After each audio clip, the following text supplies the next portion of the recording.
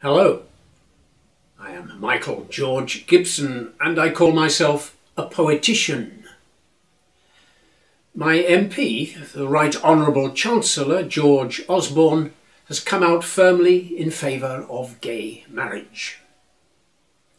I stood against him in the last general election as the true English Poetry Party, and I intend to do so in the next. Meanwhile, I must strongly oppose him in this matter. I think that it would be a great mistake to officially extend the primary usage of the word marriage to include civil or religious unions between homosexuals. I approach this matter primarily as a linguistic one and ask what may be the meaning of the term gay marriage. The government's proposals to legalise or formalise gay or same-sex marriage present a threat of profound linguistic distortion, which would have dangerous consequences by setting a nonsensical precedent. The basic and quite sensible objection that is most often voiced in respect of gay marriage or same-sex marriage is that the word marriage, as used historically, and indeed as used at present, is a term which refers principally to the union of a woman and a man. This has been its primary, practical and actual reference.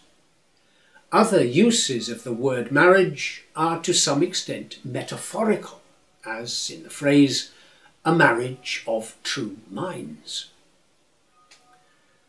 Life becomes somewhat incoherent if the fundamental meanings and usages of words are ignored, misused or perverted. The government's proposed legislation will, if successful, set a dangerous precedent of nonsensicality by effecting an instantaneous change in the standard primary denotation of the term marriage. Such plans to bring an enforced illogicality into the language are to be deplored. It is strange enough that most English speakers have voluntarily accepted the use of the word gay as an equivalent to the term homosexual. The most useful and delightful adjective gay has thus become almost unusable in its original sense. But such distortion of the language as is planned through the proposed legislation will only create a worse nonsense. Nonsense by edict, one might say. This matter of gay marriage is difficult to deal with, and I find myself best able to develop this linguistic argument in verse.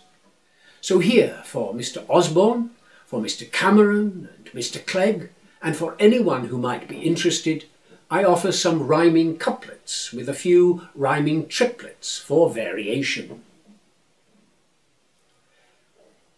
In the matter of gay marriage, a linguistic ditty. This talk of marriage between two gays has trapped us, I fear, in a linguistic maze, and I can't any longer sit on the fence. It's against natural logic and perhaps common sense. That's my take on the matter.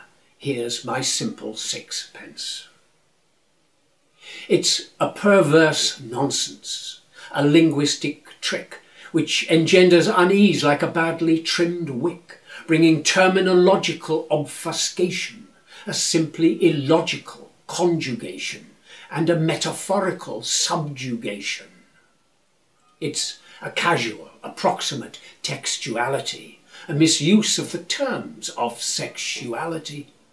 And if Mother Nature and Mother Earth could speak for themselves, they'd attest to the worth of a son-father's part in every birth.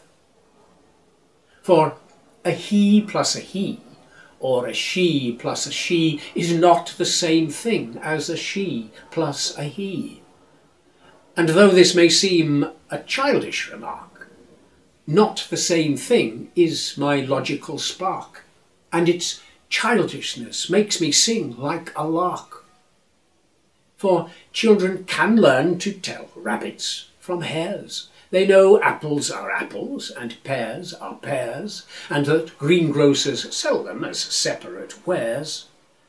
And those who would claim that they're just the same fruit deserve a raspberry from a saxophone flute. Yes, we seem to be stuck in a mire of metaphor, and I'm sure in my water we'd all be the better for ensuring that the main sense of marriage refers to a union founded in his and hers. And now, as I tot up the final score, I just don't know what to feel anymore. I dreamt of 2 elephants filling the room, and bless me, good God, they were bride and groom. P.S. There is space while I'm here for a pop at those who would use the term poem for mere chopped up prose. And if I appear to have strayed from the point and changed hobby horses, perhaps I may go back to my original proposition. I think that it would be a great mistake to officially extend the primary usage of the term marriage to refer to civil or religious unions or partnerships between homosexuals. I am, yours truly, Michael George Gibson, the True English Poetry Party.